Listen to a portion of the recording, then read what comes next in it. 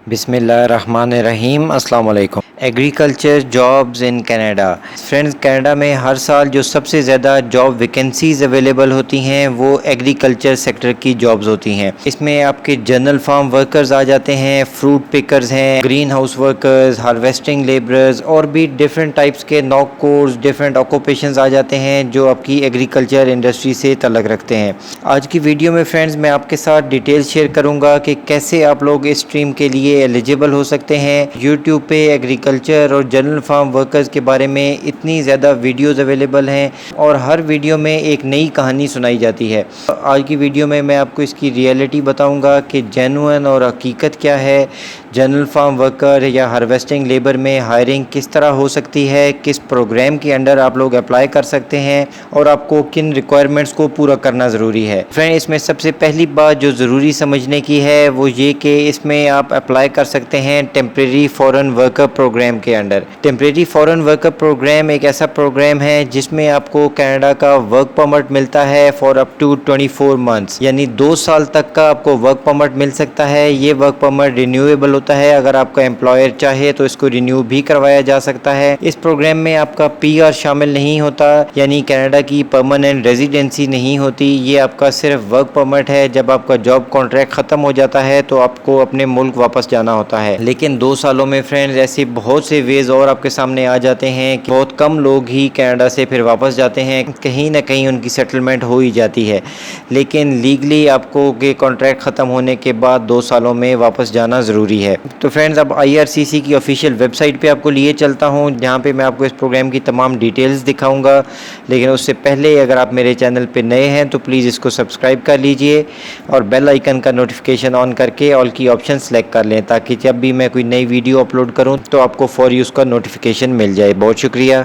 Government of Canada IRCC का official portal temporary foreign workers program. Friends, temporary foreign workers program के under different streams और categories आ जाती हैं। Express entry, global talent stream, academics, agriculture, care givers और positions in Quebec. लेकिन आज हम एग्रीकल्चर जॉब्स की बात कर रहे हैं। फ्रेंड्स, एग्रीकल्चर कैटेगरी में चंद स्पेसिफिक नॉक कोड्स और ऑक्यूपेशंस हैं जो कि एलिजिबल हैं। अगर आप इन नॉक कोड्स के लिए जॉब अप्लाई करते हैं, टेम्परेरी फॉरेन वर्कर प्रोग्राम के अंडर अप्लाई करते हैं, तो ही आप कनाडा मूव हो सकते हैं। इसके अलावा किसी दूसरे नॉक कोड में आप एग्रीकल्चर स्ट्रीम के अंडर अप्लाई नहीं कर सकते। लेकिन वो नॉक कोड्स फ्रेंड दिखाने से पहले मैं आपका एक और डाउट यहाँ पे क्लियर करता चलूँ। जब भी कोई फार्मिंग रिलेटेड वीडियो मैं आप लोगों के साथ शेयर करता हूँ तो बहुत लोग इस तरह के क्वेश्चंस करते हैं कि इसमें तो इंडिया पाकिस्तान से लोग अप्लाई ही नहीं कर सकते। लेकिन मैं बहुत दफ़ा इस चीज़ को क्लियर कर चुका हूँ कि वो एक सेपरेट प्रोग्राम है जिसके अंडर सिर्फ मेक्सिको के और साउथ अमेरिकन कंट्रीज़ के लोग ही अप्लाई कर सकते हैं। उसका नाम है सीजनल एग्रीकल्चर वर्कर प्रोग्राम। ये आप अपनी स्क्रीन पे देख भी सकते हैं। Temporary foreign workers must be from Mexico और द पार्टिसिपेटिंग कैरेबियन कंट्रीज, यानी चंद स्पेसिफिक कंट्रीज़ के लोग ही इस प्रोग्राम के अंडर अप्लाई कर सकते हैं। इसका नाम है सीजनल एग्रीकल्चर वर्कर प्रोग्राम। लेकिन temporary foreign worker agriculture stream के अंडर फ्रेंड्स आप देख लीजिए, temporary foreign worker can be from any country. किसी भी मुल्क से आपका तलक है, चाहे इंडिया, पाकिस्तान, बांग्लादेश, नेपाल, श्रीलंका, आप लोग बग़ैर किसी डाउट के इन जॉब्स के लिए अप्लाई कर सकते हैं और टेम्परेरी फॉरेन वर्कर प्रोग्राम के अंडर आप लोग कनाडा आ सकते हैं। और फ्रेंड, इसमें जो एलिजिबल ऑक्यूपेशंस दिए गए हैं वो नॉक कोड्स हैं 0821, 0822, 8252, 8255 और उसके बाद है नॉक कोड 8431। ये NOC code general farm worker का नॉक कोड है, स्किल लेवल C की जॉब है ये। और उसके बाद है नॉक कोड 8432, ये है ग्रीन हाउस वर्कर, ये भी स्किल लेवल C की जॉब है। और फिर है नॉक कोड 8611 हार्वेस्टिंग लेबरर्स, ये स्किल लेवल D की जॉब है। फ्रेंड, ये 7 ऐसे नॉक कोड्स हैं जो प्योरली एग्रीकल्चर इंडस्ट्री से हैं, जिसमें मैनेजर्स और सुपरवाइजर्स भी हैं, लेकिन general farm workers, greenhouse workers और हार्वेस्टिंग लेबरर्स भी शामिल हैं। फ्रेंड्स, मैं आपको इसकी कुछ रिक्वायरमेंट्स बता देता हूँ, क्योंकि टेम्परेरी फॉरेन वर्कर प्रोग्राम के अंडर गवर्नमेंट की तरफ से कोई स्पेसिफिक रिक्वायरमेंट नहीं रखी गई। इसमें कैनेडियन इमिग्रेशन की तरफ से ये इंस्ट्रक्शंस हैं, जो भी आपका जॉब ऑक्यूपेशन है उससे रिलेटेड रिलेटेड आपकी क्वालिफिकेशन और डॉक्यूमेंट्स रिक्वायर्ड होते हैं। फॉर एग्जांपल आप नॉक कोड 0821 के लिए अप्लाई करते हैं तो ये एक मैनेजर लेवल की जॉब है, तो इसके लिए ऑफ कोर्स आपको मिनिमम बैचलर्स डिग्री की ज़रूरत होगी।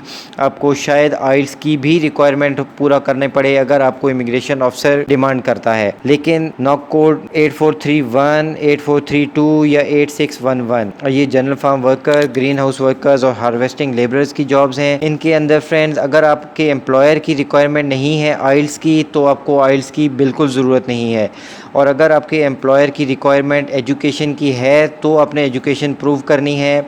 अदरवाइज़ इसमें अंडर मैट्रिक लोग भी अप्लाई कर सकते हैं क्योंकि इसमें यूजुअली कोई एजुकेशन की रिक्वायरमेंट भी नहीं होती। ये बिल्कुल रियल और ऑथेंटिक इन्फॉर्मेशन फ्रेंड्स आप लोगों के साथ शेयर कर रहा हूँ। इससे रिलेटेड जितनी ज़्यादा वीडियोज़ आप यूट्यूब पे देखेंगे आपको एक नई इन्फॉर्मेशन सुनने को मिलेगी, लेकिन जो जेन्युइन चीज़ है वो यही है कि आपको इसमें आइल्स और एजुकेशन की ज़रूरत नहीं है। अगर आप लेबर कैटेगरी की जॉब अप्लाई कर रहे हैं, स्पेशली 8611 हार्वेस्टिंग लेबरर्स, इसमें आप जॉब अप्लाई करते हैं तो आपको आइल्स की और एजुकेशन की ज़रूरत नहीं होती।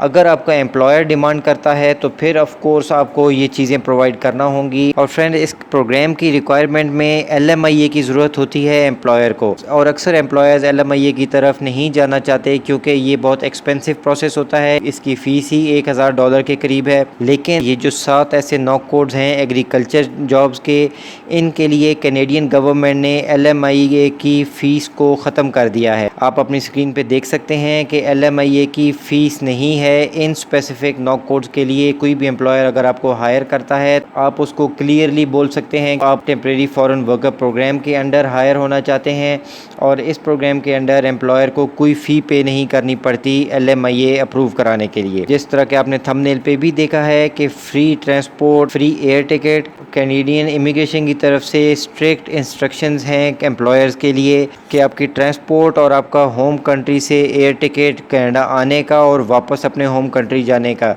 एम्प्लॉयर आपको पे करेगा अप फ्रंट, यानी आपके काम आपकी जॉब स्टार्ट होने से पहले ये पेमेंट एम्प्लॉयर आपको कर देगा, और उसके बाद डे टू डे ट्रांसपोर्टेशन भी आपको एम्प्लॉयर ही प्रोवाइड करेगा, और आपकी अकोमोडेशन का अरेंज यानी आपकी रिहाइश का कोई भी बंदोबस्त आपका एम्प्लॉयर आपको करके देगा। ये स्ट्रिक्ट इंस्ट्रक्शंस हैं इस प्रोग्राम के अंडर एम्प्लॉयर की एलिजिबिलिटी के लिए। इसमें और भी बहुत सी इंस्ट्रक्शंस दी गई हैं। इस वेबसाइट का लिंक मैं डिस्क्रिप्शन में दे दूँगा, आप लोग इसको खुद भी विज़िट कर लीजिएगा। इसमें वर्कर की हेल्थ इंश्योरेंस भी शामिल होती है जो एम्प्लॉयर की तरफ से फ्री होती है। तो फ्रेंड ये आपकी जॉब की नेचर किस तरह के एग्रीकल्चर फार्मिंग में हो सकती है, जिसमें फ्रूट्स एंड वेजिटेबल फार्म्स हो सकते हैं, mushrooms, flowers, green house nurseries, tobacco farms हैं, और इसमें और भी कैटेगरीज मेंशन की गई हैं कि नेचर ऑफ जॉब आपकी इससे रिलेटेड होना ज़रूरी है। Under the temporary foreign worker programme agricultural stream, इस स्ट्रीम में जब आपको जॉब ऑफर लेटर मिल जाता है तो उसके बाद आपने कैनेडियन गवर्नमेंट को वर्क परमिट के लिए अप्लाई करना होता है। ये वर्क परमिट आपने ऑनलाइन ही अप्लाई करना है, इसकी आपने फ़ीस भी ऑनलाइन ही पे करनी है। ये फ़ीस आपका एम्प्लॉयर नहीं पे करेगा, ये आपने ख़ुद पे करनी होती है, और क्योंकि ये आपका एम्प्लॉयर स्पेसिफिक वर्क परमिट होता है तो इसकी फ़ीस होती है $155 कैनेडियन डॉलर्स। ये फ़ी आपने ऑनलाइन पे करनी है, प्लस $85 कैनेडियन डॉलर्स बायोमेट्रिक की फ़ीस है जो आपने अपने करीबी कैनेडियन एम्बेसी या कॉन्सुलेट में जाके अपने बायोमेट्रिक्स कराने होते हैं। इसके अलावा फ्रेंड्स आपका जेन्युइनली कोई और ख़र्चा नहीं आएगा। अगर आप ख़ुद मेहनत करेंगे, जॉब सर्च करेंगे, एम्प्लॉयर्स को कन्विंस कर सकेंगे कि वो आपको temporary foreign worker programme agriculture stream के अंडर हायर करे। आपकी स्क्रीन पे आप देख भी सकते हैं कि IRCC आपको मैक्सिमम अप टू 2 इयर्स तक का वर्क परमिट इशू करता है एग्रीकल्चर स्ट्रीम के अंडर, और इसमें एडिशनल कंडीशंस भी अप्लाई हो सकती हैं आप पे।